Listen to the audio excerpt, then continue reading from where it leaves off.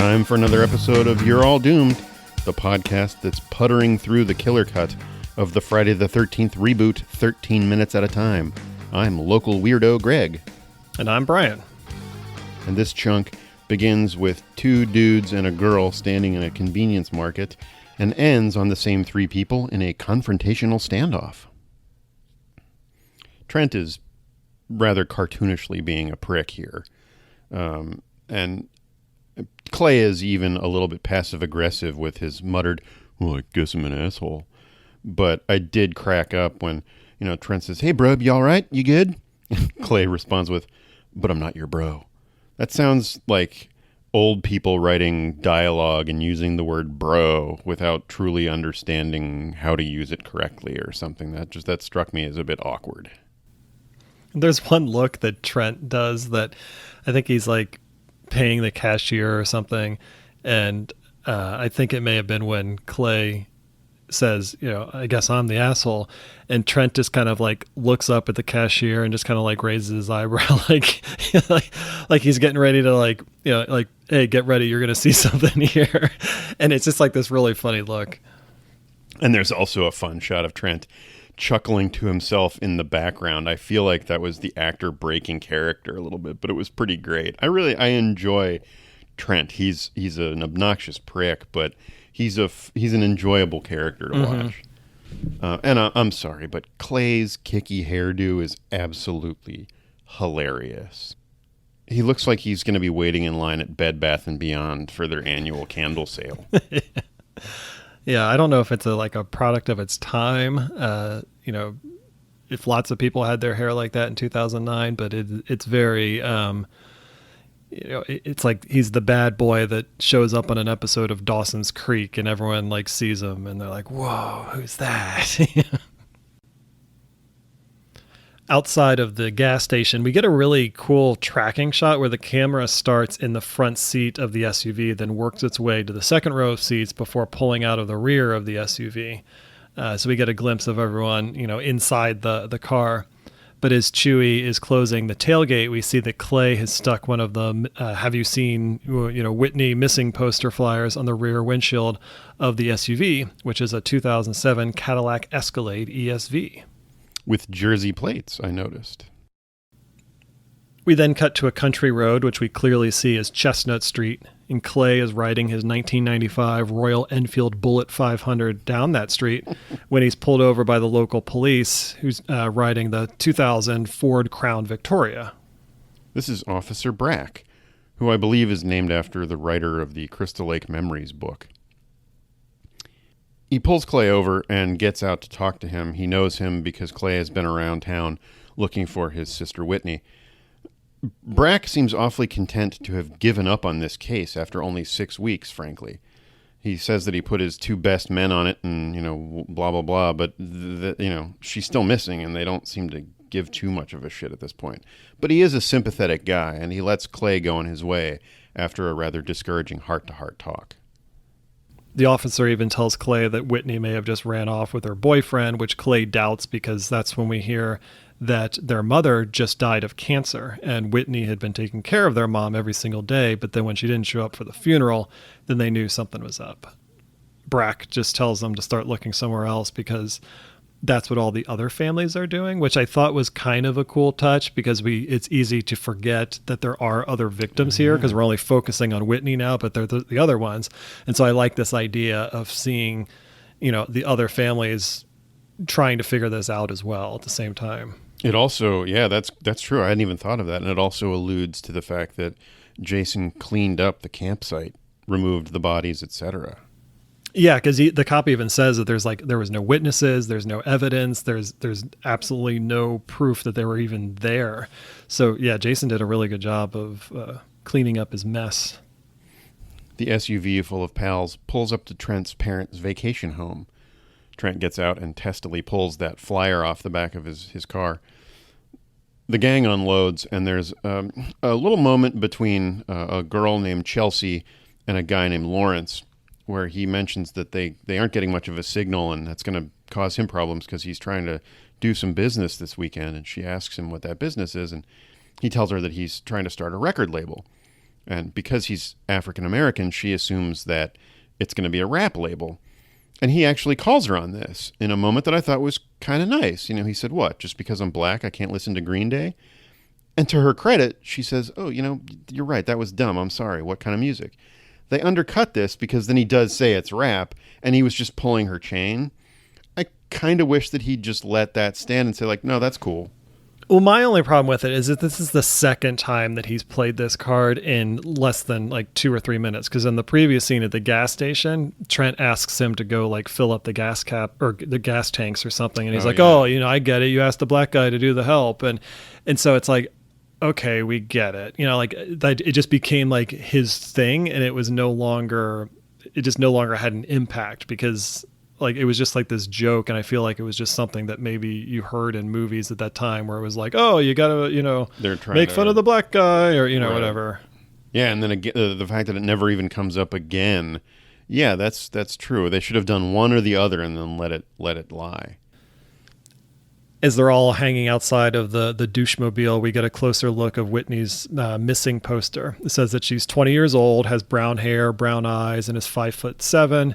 She was headed to Crystal Lake with friends for a weekend camping trip and hasn't been seen since. Her family is desperate to find her. Please call 201-555-0133. 201 is a New Jersey area code, and Trent's license plate, as you mentioned, Greg, is also from New Jersey, so at least there's some consistency here. Interesting that they classify Whitney's hair as brown. I almost would have called it auburn. It has a reddish tint to it. Yeah, I think you're right, actually, now that I think about it. There's one other blonde guy in this gang of friends, and this is Nolan. He's wearing a Fuck Christmas t-shirt for some reason, but he instantly becomes my favorite character because he's absolutely hilarious in everything he says and does. They go inside the mansion, and one person says, "Whoa, this is bigger than the dorm." Yeah, it's a mansion.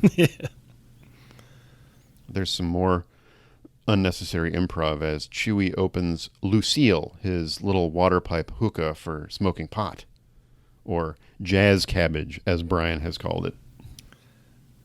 Can you redo it? Because you sounded like a narc there. I know. It's a bong, not a hookah. I think they're different. I don't know what the difference is, but it's just a bong. Oh, because he says I saw you using a bowl, not a bong. I was thinking it wasn't a bong because he said, but it was bowl. Okay. There's more half-hearted improv as Chewie opens Lucille, his bong, for smoking pot, or jazz cabbage, as Brian has called it.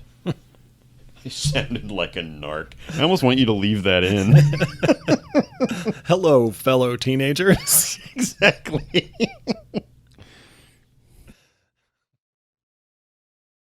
We go back to Clay, who's riding his motorcycle down a dirt road in the middle of nowhere, and he pulls up to a house that looks like it should be in an episode of Hoarders. One thing I noticed here, now keep in mind that everything I know about motorcycles I learned from watching Chips, but Clay's motorcycle looks way too small for him. He's like, I think the actor is a big guy, so I think he's at least like 6'4" or something, and I'm 6'5", so I'm completely aware of how awkward I look on most cars or bikes or whatever. But this one in particular, it just looks it looks like a kid's bike that he like stole and he's riding around. I agree. I also wonder, is Clay's plan to literally stop at every random house in the area to see if they've seen his sister? It seems to be. But the other thing is, like, Officer Brack was familiar enough with them that we know that Clay had been there many times. So how many houses could there be for him to check out that he hasn't checked out already? Like if he's been there multiple times, where was he looking all those other times? Right. He goes up to the screen door and knocks. No one answers. My wife noticed a bunch of ornaments on the doorpost, and I tried to get a better look at them, but it was really hard to see exactly what they were. They appear to be dozens of little, almost like miniature plaques in the shape of someone kneeling and praying.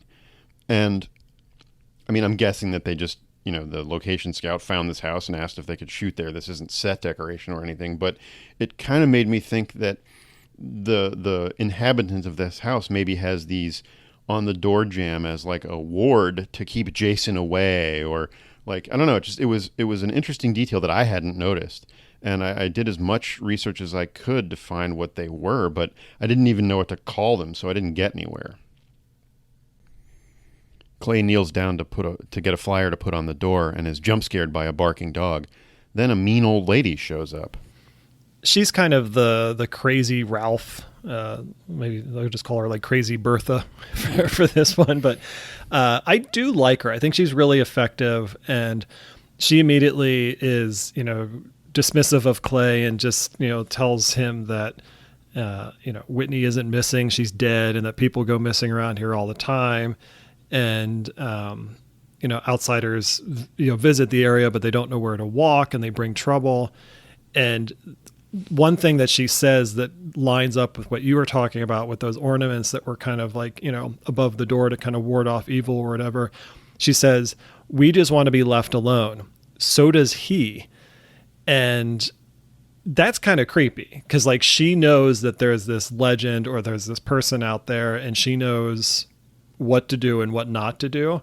And so it does kind of, to me, support the fact that maybe she is kind of just like protecting her house. Like, hey, I'm going to stay in here. I'm going to leave you alone.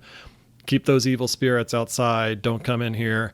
And, nothing bad will happen. So I kind of like that. There are a couple of things about this that bug me. First is she knows all these things that, Whitney's not missing. She's dead. And that outsiders come here, they don't know where to walk, and they bring trouble. We just want to be left alone, et cetera, et cetera.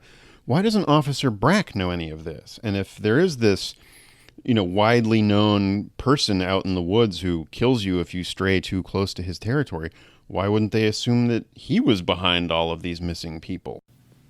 That's a good point, because she volunteered this information pretty quickly to Clay. So you would think that if Officer Brack had stopped by, she would have said the same thing. And then ideally Brack would have been like, well, wait, who's this guy? And where is he? And, right. And why is there a problem? And especially because we learned earlier, Wade said that the police had been, looking for Jason at one point. So it just seems like Brack is a little uninformed. Yeah, or they're terrible at their jobs. They just didn't talk to this woman because You're right. Yeah, she does know a lot more than the cops seem to know. The other thing about it that rubs me a little bit the wrong way is my biggest complaint with this movie is that all the locals, with the exception of Officer Brack, are weirdos. And I don't feel like any of them are real people. They seem too creepy. They seem too off-kilter. It's too unsettling, and so the whole area is a bunch of crazy people, not just normal people who have to deal with the fact that Jason's around. So, I don't know, I felt like it was keeping me on edge as much because she was weird and creepy as because of what she was telling the character, which should be scary enough on its own.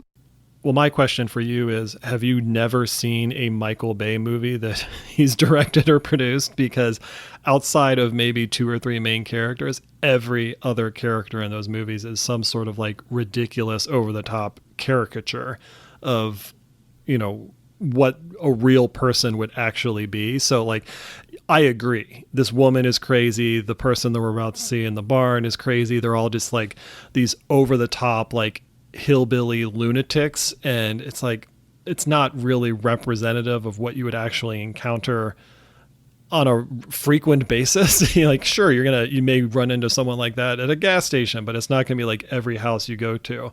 But I blame Michael Bay for that in his involvement in the movie, just because he does characters like that all the time. Yeah, you're right. I mean, I hadn't thought of that, and I don't know how much involvement he had on this production directly, but you're right, it is perfectly in line with his general style. I wish that she had maybe been, instead of so mean and scary, I wish that she had been frightened and seemed more like normal, but barely containing this, like, oh yeah, well, no, I haven't seen your sister. She, this lady's just nasty. And like, or even if she was just like upset to hear that someone else went missing. Like, yeah. Oh no, it started again. Like I thought he had been quiet, but someone's missing. Oh, right. Oh shit. Like, Yeah, I that could have been a pretty cool angle. I still thought she was pretty creepy just because of the performance, but there's probably something better that they could have done with it. Well, and I would have yes, she was entertaining in her creepiness. I wish that she had been the only local who was weird, like Crazy Ralph was. I mean, the rest of the town that we saw, other than the busboy, seemed normal. I mean, Enos was a great guy, and Ralph stood out because he was so weird. I mean, there was that one police officer that was goofy and stuff, but I don't know. This leaned too hard into that. In any case, she was played by Rosemary Knower, which sounds like it could also be her character's name. She was also in Live Free or Die Hard, playing Kevin Smith's mom. She appeared in The Wire and Veep, as well as the John Waters Hairspray. She died, sadly, in 2019. Back at Trent's house, Nolan, Bree, Chelsea, Lawrence, and Chewie are playing some sort of drinking game where they have to pick the can of beer that hasn't been shaken up, I think, and they have to open the can close to their face, and if they chose the wrong can, then they get sprayed in the face. I went to college. I was in a fraternity. I never played this game, but they seem to be having so much fun that Bree, the girl, is actually videotaping all of this. And then Trent comes in and scolds them for getting beer on the stained oak floors. So he's turning out to be a really shitty host so far. It's humorous how uptight he is about them making a mess. I almost think that Trent's mom is my mom. Right. Clay's quest continues as he arrives down yet another unpaved country lane, driving past a pickup truck that has a hay bale spike on the back of it. He's now at a barn where a local yokel is feeding dead branches into a wood chipper. I think you mean Chekhov's wood chipper. This thing is loud as hell, and Clay stupidly thinks the guy can hear him as he approaches from behind. This guy, who's another, hillbilly local, his name is Donnie, and he turns around and calls Clay Stretch, which is actually something that one of my middle school teachers used to call me. Donnie mentions that someone has been stealing Mr. Garrett's kerosene. Mr. Garrett is the mean old mummy fart who owns this barn. And he also tries to sell Clay some weed that he just found out in the woods. Back at Trent's house again, Jenna asks Trent the question we've all been asking ourselves, which is, if you're not comfortable having people here, why did you invite them? Nolan and Chelsea show up, and they want to go check out the other side of the lake. So Trent gives Nolan the keys of the truck and tells him that there's gas cans down there and take him down to the boat, but under no circumstances is he allowed to drive the boat. This is another moment where I love Nolan's acting, because Jenna asks if he and Chelsea want company, and Nolan is standing right behind Chelsea, and he's, signaling no, and starts doing some behind Chelsea grinding that she can't see, and it's hilarious. It's absolutely hilarious. I love him so much. Clay is now pulled up to Trent's house on his too small for him motorcycle, and Jenna answers the door and invites him in for a drink, and Clay, being the trooper that he is, accepts the invitation. It was here that I got a clear look at Clay's t-shirt, and it says the Rosetta Timing Association, which was a Dry Lakes sanctioning body that was formed because closed cars weren't recognized by the Southern California Timing Association at the Dry Lakes. So it's really just cars that are racing on dry lake beds in Southern California. The organization was active from around 1948 until 1961. And it was made up of numerous car clubs who raced against each other for a yearly points championship, and points for individuals were also awarded. When Jenna answered the door and saw that it was Clay, she said, "No luck?" "No, not since this morning, but thanks for asking." And then he shows her the flyer, and Jenna says, "Oh, she's pretty." If someone told me my sister was pretty, I wouldn't give a shit. I had nothing to do with it, and I don't think about it. It's not helpful. She's still missing. Right. That was weird. Bree, for some reason, is still videotaping Lawrence and Chewie eating, and that's when she notices that Clay's walked in. Jenna then introduces Clay to Trent, which goes about as well as you'd expect, and Bree offers Clay kind of like a peace beer, But Trent says that Clay can't stay because he's got flyers to hand out. So Trent's continuing to be a dick. And that's when Trent says Clay should leave before he gets pissed off. And then Clay responds, "Oh, yeah? What happens then?" And that's really where this episode wraps up. And there are no deaths this time. Boo! To hear the list of motorcycles that I would look awkward riding, tune in next week for another episode of All of Ural. them. I can't argue that. For another episode of You're all Ural doomed. Doomed.